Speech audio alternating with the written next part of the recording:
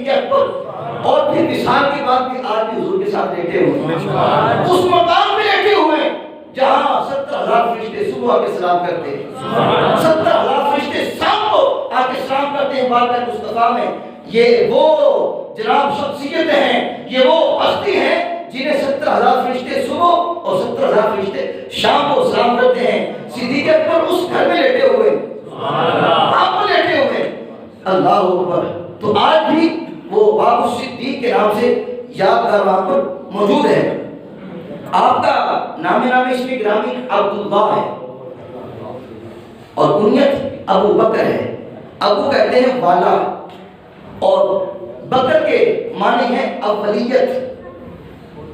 ابو کہتے ہیں والا، جیسے ابو ہریرہ بلی والے، اور بکر اولیت۔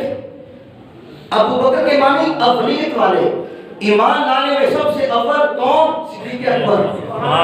ہجرت فرمانے میں سب سے اول کون؟ ذرا اونچی آواز سے بولیے، آپ کا دل ٹھنڈا ہوگا، میرے نبی بھی خوش ہوں گے۔ اول ایمان لانے والے کون؟ سب سے پہلے ہجرت فرمانے والے کون؟ اور حضور کے انتقال کے بعد انتقال فرمانے والے کون؟ اتنی عزت رب تعالیٰ نے دی، اور کل قیامت کے دن قبر سے اٹھنے والے بھی کون؟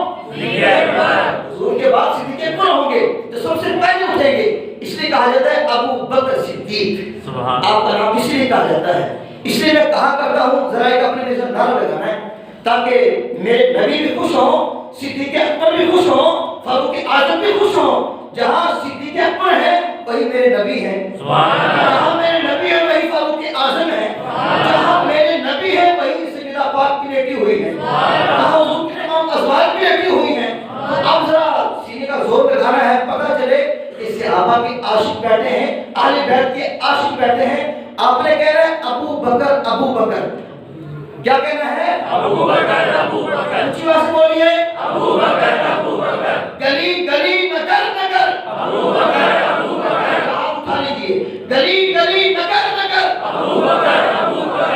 ابھی آواز کم ہے، بس نہیں آئی، ابھی نگاہیں کر وہاں پہ ہوگی، ذرا ہو رہی ہے، گلی گلی نگر نگر، ابو بکر ابو بکر۔ ماشاءاللہ، اللہ پاک آپ کو سلامت رکھے۔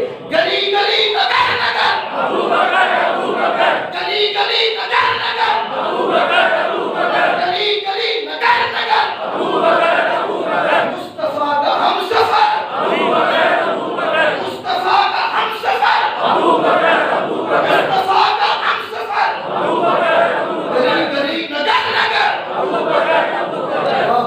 اللہ اکبر، سبحان اللہ، اللہ پاک آپ سب کو سلامت رکھے۔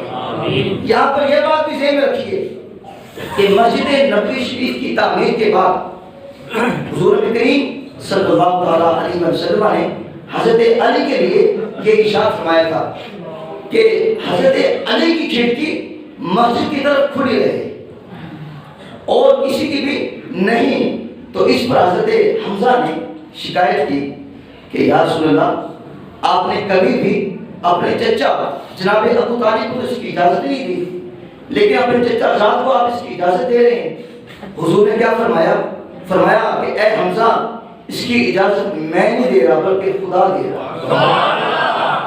یہ اجازت میں نہیں دے رہا کہ علی کی کھڑکی مسجد کی طرف کھلی رہے، بلکہ خدا خود کہہ رہا ہے۔ یہ تو حضرت علی کے لیے تھا فرمان، اور حضور نے صدیق اکبر کے لیے اس وقت یہ اعلان فرمایا جب آپ کی وفات شریف کے 3 دن باقی تھے۔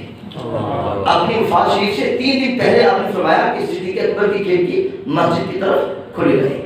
تو یہ شان ہے جناب صدیق اکبر کی۔ لو جی، ایک حدیث میں نے آپ کے سامنے بیان کی ہے، کوئی 5-6 کا ذہن لے کے ذہن میں آیا تھا، ٹائم ابھی سے ختم، تو بس